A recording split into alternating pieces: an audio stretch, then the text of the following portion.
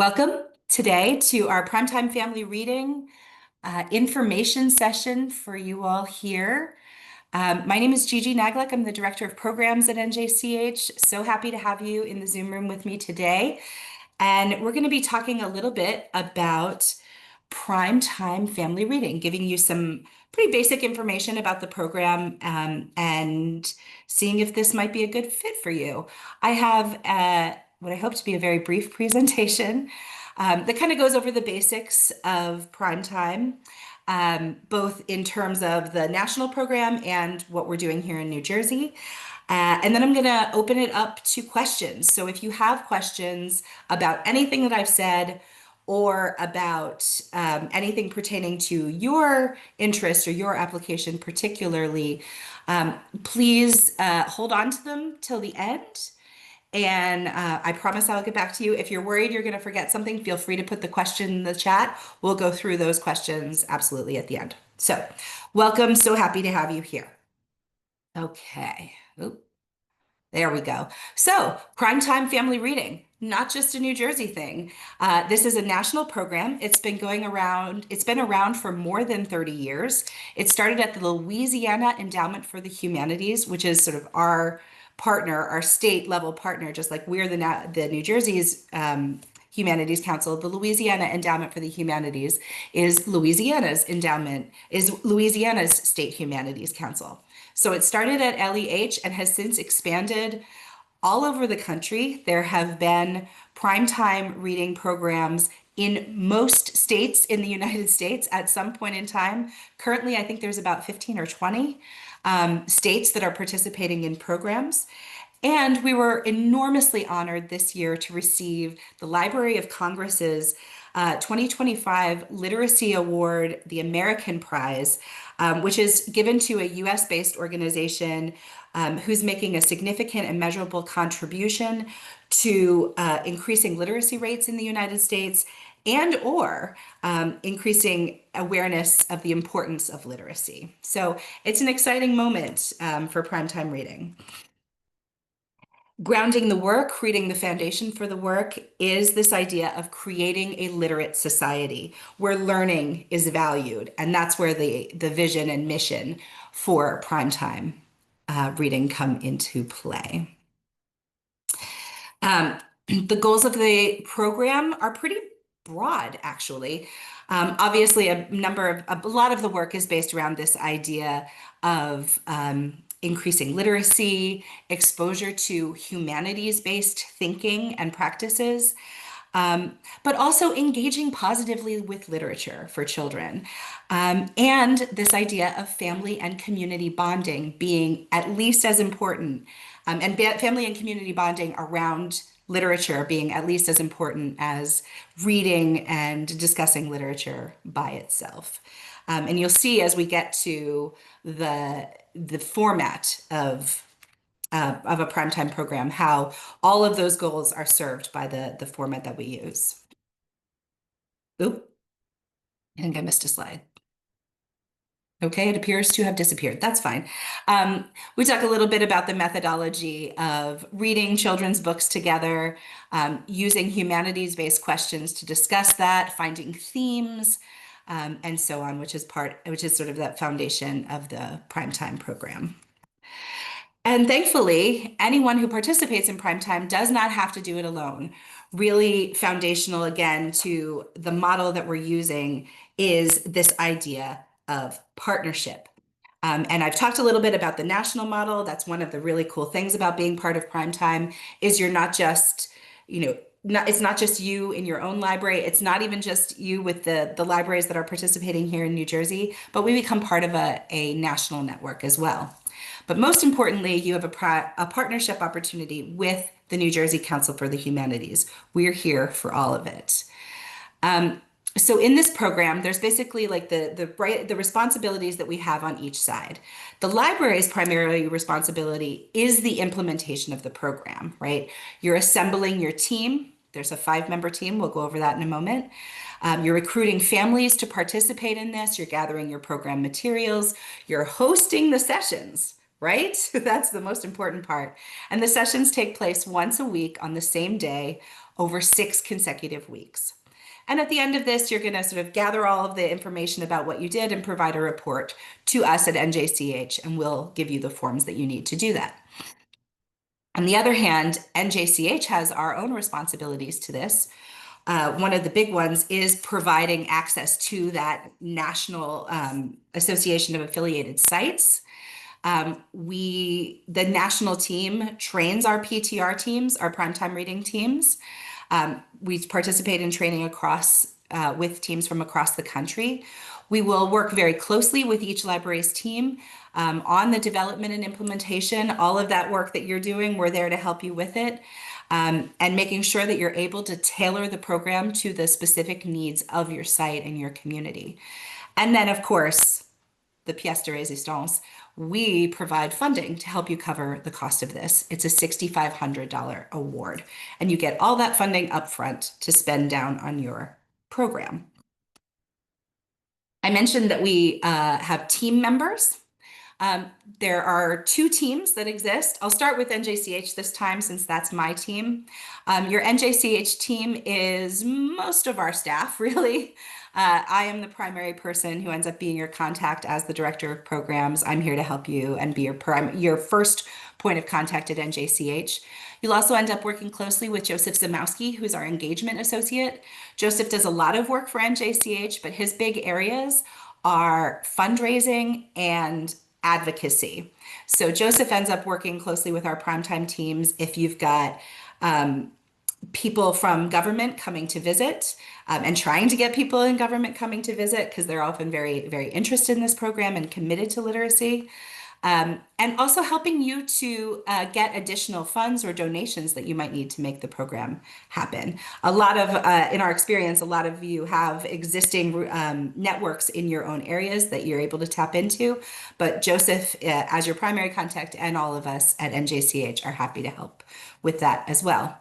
And then the person most behind the scenes, but at least as important, is Colleen Schreiner, who's our director of operations. She's going to make sure you get your money in a timely fashion. So she is unexpectedly, perhaps, your most important person on the whole team.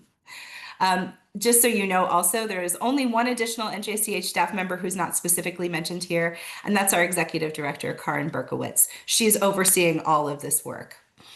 At the library, you're going to assemble your own team as well. The program coordinator, who is primarily responsible for making all of this happen, the sort of head honcho in charge. The community organizer, who works very closely with the program coordinator and whose primary job is to help with the recruitment of the families that are coming in and making sure you have everything you need to make the program happen over the course of 6 weeks. You have a storyteller who will actually be reading the books that are part of the program, and a discussion facilitator, which we also call a scholar, who works closely with the storyteller in telling the books, but also facilitating that discussion, that humanities-based discussion. And then finally, we have the preschool assistant. The program itself targets 6 to 10-year-old kids. 6 to 10-year-old kids often have younger siblings who might not be quite ready to spend, the better part of an hour listening to books and talking about them. And so we have a separate program that we create, the preschool assistant creates, for the littles that are coming along with them, the 2-year-olds, the 3-year-olds, who probably aren't going to be able to sit on their bottoms for an hour or so.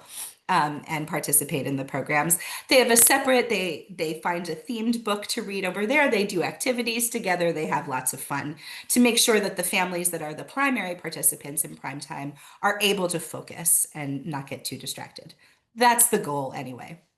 And the library team, the team that's actually at the host site, can be made up of staff members, volunteers. You can bring people in from outside. We can help you find people to get involved, or you may know people who get involved. The only thing that we do recommend is that the storyteller actually not be a professional storyteller or professional actor. The idea is that this is meant to demonstrate accessible ways to talk about and read literature at your home. So it can be a little intimidating if somebody is just too good at it. It feels like it's an inaccessible thing, and we don't want that to be the piece that people take away. In 2025 was actually our first year in more than 2 decades that New Jersey has participated in primetime reading, and we had two sites here in New Jersey. We have two sites. They're in the process of doing their primetime programs right now. And I had the pleasure last night of going to visit the Primetime Family Reading Program at Greenwich Library in the Gloucester County Library System. And I grabbed these quick little photos. They're photos taken by me on my phone. They're not great. But you can see on the, I guess, your right side, Mackenzie, the storyteller, and Jim, the discussion facilitator at work. And I did a back shot of some of the families that are gathered as we were about to sit down and start the first book last night. It was a really fun night. We had a good time. So, just in case some of you looked at Primetime last year when we were kicking off this site, kicking off the program in New Jersey, we have made a couple of tweaks to the program this year based on responses from our current sites. So, in this year, in 2025, we asked the sites to purchase the books that are part of the program. We're actually going to do that next year. So the library sites won't have to purchase the books. You'll have more funding to go directly toward your program. You'll borrow the books from us. We'll drop them off to you, and then return them at the end. Despite the fact that we're taking sort of that expense away, we're not changing the award amount. So that means there's going to be more money that you'll have to spend on your food, on your prizes, on your materials, on your staffing, whatever you need. And this year we were only able to offer slots in the fall of 2025. For next year, you'll be able to host your primetime programs either in the spring of 2026 or in the fall of 2026. And we're calling spring March through June, and then fall being September through December. The full dates are available to you on the website. You've lots of supports as your site team. There's digital resources. You go through training. It's a virtual training right now, but it is a long training. It's a full day of training. There are manuals, there's a podcast, there's a lot of folks that go in there. You receive materials in advance of your training that you can use and adjust to your own needs. That includes all the books that you're going to be using, discussion guides, stipends. I mentioned the funding already. And then, of course, there's the sort of human supports, right? Ongoing feedback. I just mentioned I was at a site visit last week, and that was not my first visit to one of our libraries yet. You have me to come out and help you think through what you need to do in your sites. And then you have this whole primetime community of practice, this national network of folks that you can tap into if you have questions, and for ongoing sort of professional development. Before we go any further, I want to go over what a primetime session actually looks like.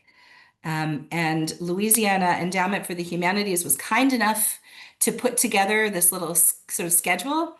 I should mention, not every single day unfolds exactly like this, but this is the sort of the baseline of which we're doing. Families come in, they stop in and register, hello, I'm here, grab their name tag, and so on and so forth.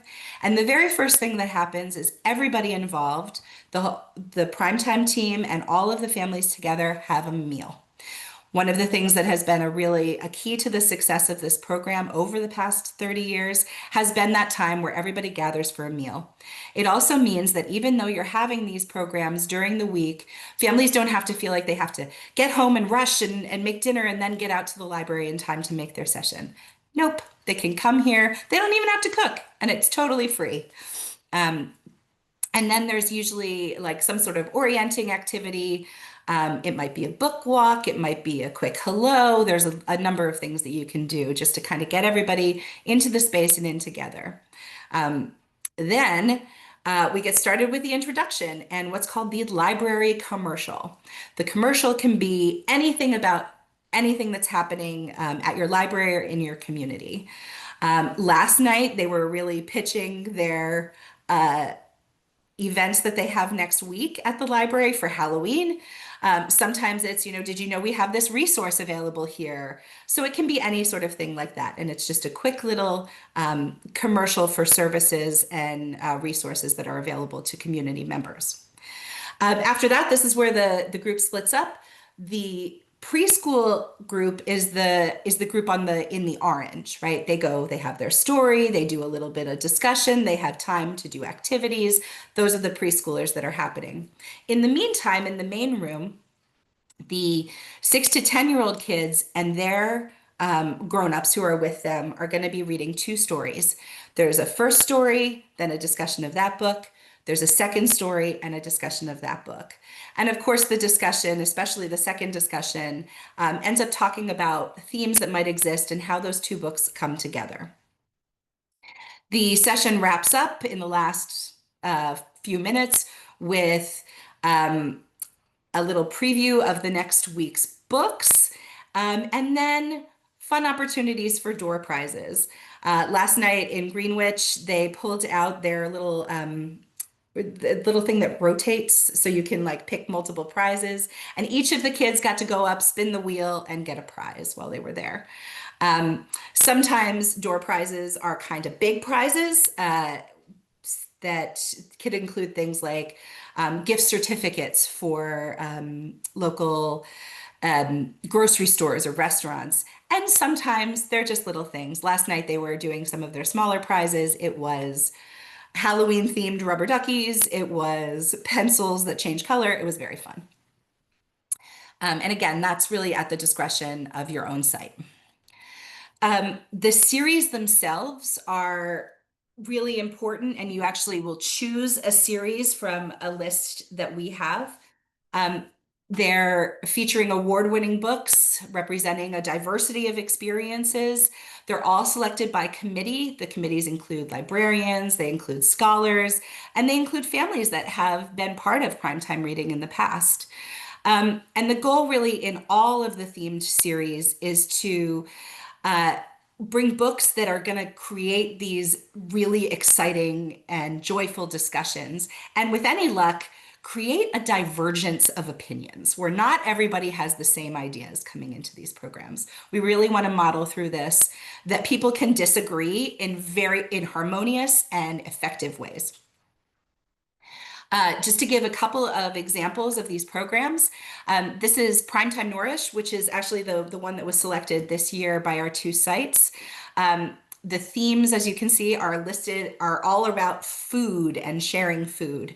So we're talking about table talk, we're talking about food preferences, how food plays into ritual and relationships, cultural identity, and community. Last night we read Thunder Cake and the Bagel King. So this was really about talking about our social connections and particularly family connections over food.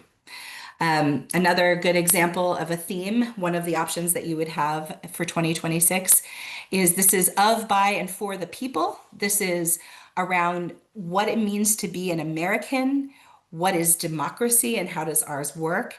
How do people find their voices? How do you participate in a democracy? Immigration and citizenship in the past and the present in America, and what we think about what is our vision for our country, both now and in the future. Obviously, a really relevant topic, especially as we're going into we'll be going into a new government in New Jersey, I was about to say mayor. No, that's not the head of New Jersey. The head is the governor. So this is one of the opportunities you have here, and you can see a few of the books listed around that are included in this option. So that gives you kind of an idea of what the primetime looks like on a daily basis. For 2026, We are looking to expand the number of sites that we have to at least 4 across New Jersey. We have 2 this year. We're building this program out each year. And at present, we definitely have funding for 4, but we might actually have funding for 6, which is good news. And as we continue to get funding in, if we can add more sites in during the year, we will. The application deadline for this year, whether you wish to do fall or spring or fall, excuse me, is November 20th. And you will be notified in early December, no later than December 5th, if you have been selected as a primetime site. Once you're in, it really depends if you're doing a spring program or a fall program.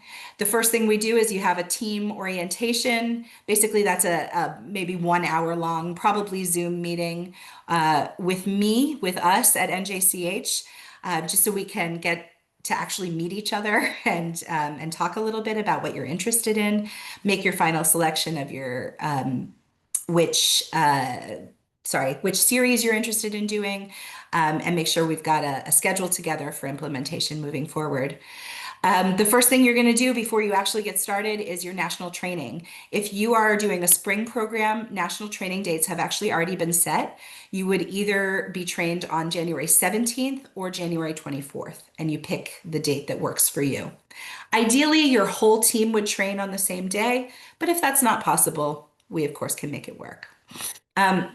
The dates for the fall 2026 training, which will take place in the summer of 2026, have not been set, but they'll be in late July, early August. This year, I think it was July 25th and August 6th or thereabouts. They are a Saturday, so that's important to know.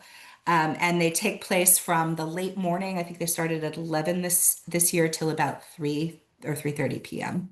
So that's the time frame that you're looking at. And then you're implementing your program. Like I said, if you're doing a spring program, we need your 6 weeks of dates to take place somewhere between March 1st and June 30th. If you're doing the fall program, you have a little more time, and your dates would take place between September 1st and December 30th. And like I said, it's 6 consecutive weeks that you'll be doing that. And those dates are really at your discretion. Which day of the week is also at your discretion. It's kind of funny. Both of our sites happen to choose Wednesdays this year. And that is what I wanted to go over with you. I am your point of contact for the whole program, but especially during this application period. If you have not looked at the guidelines or the application on our website, I strongly recommend that you do. njhumanities.org is our website. And if you go under the section called programs, you'll see primetime reading as one of the options there. That will take you to everything you need, the guidelines, the link to the application, and very soon, a recording of this info session. I'm here via email or phone, actually. Email just tends to be more effective. If you have any questions along the way or need some help with your application. Emailing me is usually the best way to do that. A lot of questions I can answer back with a quick email, or we can do I think we should actually have a conversation. Let's find out what time is good for us. So that is what I wanted to share with all of you. I'm going to stop sharing and stop recording.